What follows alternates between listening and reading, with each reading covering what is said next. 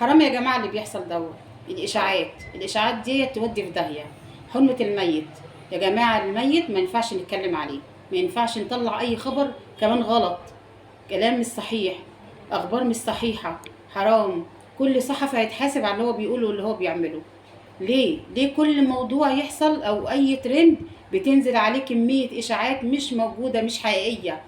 لكل اي شخصية عامة في البلد حصل ليها اي حاجة، انسان متوفي، انسان اتجوز، انسان عيان، انسان مريض، اي حاجة، ليه بينزل عليها الاشاعات الكتيرة دي؟ ليه المواضيع كم الحاجات الاوفر الكذب اللي ملهاش وجود اصلا؟ مين اللي السبب في الحاجات دي كلها؟ مين السبب اللي يطلع الاشاعات دي كلها؟ حرام. حرام يا جماعة. كل واحد هيتحاسب على الكلام اللي هو بيقوله. ما نفتريش على الناس، ما نتبلاش، ما نقولش كلام ما حصلش. فين الصحافة النظيفة بتاع زمان اللي كانت تقول الخبر صح؟ يا جماعة ما تفبركوش.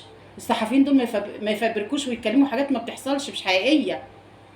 تاني اقول حرمة الميت. خلاص، حرمة انسان راح عند ربنا، خلاص ربنا اختاره، خلاص ما ينفعش نتكلم عليه غير بالخير، ان احنا نقرا له القرآن، نقرا فاتحة، ندعي له بالرحمة. خلاص كده. ما ينفعش، انت هتتحاسب على كل كلمة بتقولها، ربنا مش هيسيبك. كل اشاعة بتقولها وكل خبر كذب وكل حاجة هتتحاسب عليها.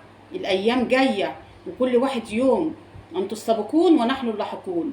خلي بالكم من الحتة دي، ان ربنا كل واحد هيموت، محدش هيعيش، مش هنعيش خالدين.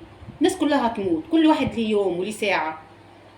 حط نفسك مكان الميت ده، ان انت هتيجي في يوم ليك ساعتك. هل انت هيتكلموا عليك بعد ما تموت؟ حط نفسك مكان الانسان دوت. الاشاعات يا جماعة الغلط الكذب، نبطل اشاعات.